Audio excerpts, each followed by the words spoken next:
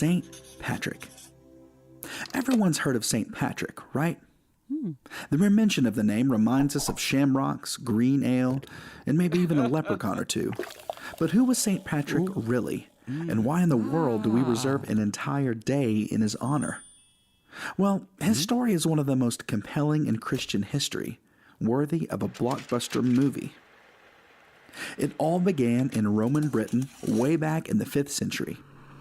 One day, as 16-year-old Patrick was minding his own business, a band of slave traders sprang from the shadows and took him captive, hauling him all the way back to Ireland, where he served as a shepherd for 6 long years.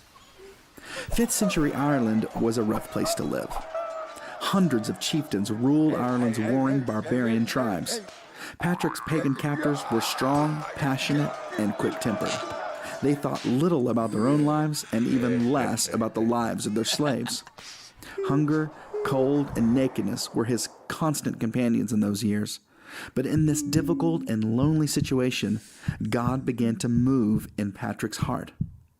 Though his father had been a deacon and his grandfather a priest, Patrick had never been serious about his faith. But days and nights alone on the cold countryside transformed Patrick from an irreligious youth into a holy man. His trials forged in him a strong and hearty faith, something difficult to acquire back in the comforts of Roman Britain. He wrote once of that time, "I would pray constantly during the daylight hours.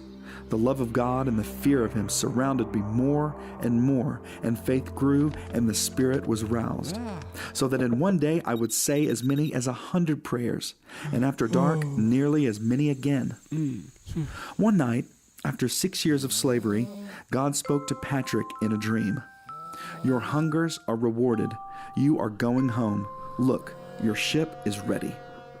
Immediately, he started for the nearest port, traveling over 200 miles on foot without being stopped. There he secured passage on a ship to Britain, another miracle for a runaway slave. After a harrowing month of travel by sea and land, Patrick made it home.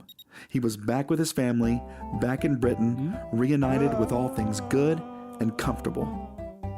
But 6 years in pagan Ireland had changed Patrick. 6 years of harsh slavery, 6 years of experiencing God's presence, sufficiency, and faithfulness. Patrick grew restless in Britain until one night he received another message from heaven. Victoricus, a man he had known in Ireland, came to him in a vision. Holding a large stack of letters, he handed one to Patrick. It read, "The Voice of the Irish." Suddenly, a multitude of Irish voices called out to him, "We beg you to come and walk among us once more." Deeply moved, he was unable to read further and immediately woke up from the dream. Christ continued to speak to him, and St. Patrick accepted his missionary calling as the Apostle of Ireland. Patrick received his theological training and was ordained as a bishop to the peoples of Ireland, a dangerous assignment to say the least. But the love God gave Patrick for the Irish far outweighed any concerns for safety.